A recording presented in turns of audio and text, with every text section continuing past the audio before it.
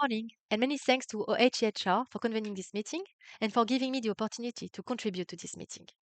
My name is Sara Brimbeuf. I work for Transparency International France, one of the leading chapters of Transparency International on asset recovery. I'd like to start from a difficulty that is central to this discussion. Today, there is still no clear consensus on who should be recognized as a victim of corruption. This is true that in many cases, corruption harms are diffuse, collective, and indirect, which make it difficult to identify victims and to link victims' harm to the offense. And also, there is no perfect mechanism to redress the harm suffered by victims of corruption. In this context, the return of confiscated proceeds of corruption can be a particularly relevant tool.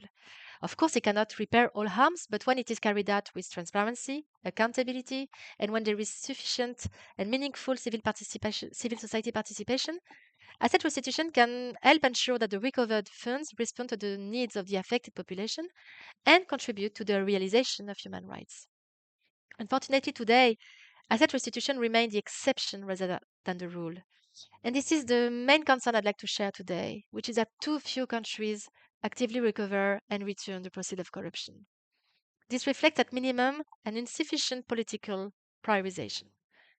After the momentum created in 2017 with the GIFA principles or RIR's domestic reforms aimed at enabling asset return, recent developments suggest that political traction is weakening.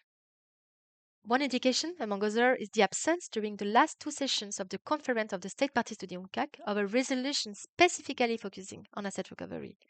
I'm not saying that asset recovery has disappeared from the debate, but it does no longer appear to receive the sustained political attention it should require.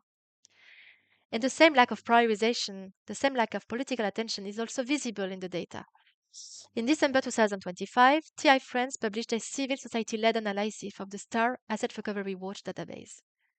This database can be found online and gathers open source information and countries' responses to questionnaires sent every 2 years by the STAR initiative. The findings are striking. Half of the UNCAC state parties have never reported on their asset recovery efforts to the STAR initiative. Among the countries that have never reported on their asset recovery efforts, there are EU countries known for hosting significant volume of illicit assets, and there are also 1/5 of the G20 countries. This gap is also visible at the country level. Last week, our colleagues from Transparency International Venezuela published a study which maps 48 cases involving Venezuelan-linked illicit assets. The assets they mapped worth approximately 3.9 billion of US dollars and are located in various jurisdictions, including Switzerland, Argentina, and Italy. Only one of these 48 cases appears in the Asset Recovery Watch database, meaning that almost any countries have reported on their efforts to recover Venezuelan ill-gotten assets. This is a serious accountability gap. Voluntary reporting leaves too much discretion to states. It prevents civil society from understanding who is returning assets, under what conditions, and with what results. It also weakens cooperation between countries because we know that cooperation requires transparency and shared evidence base.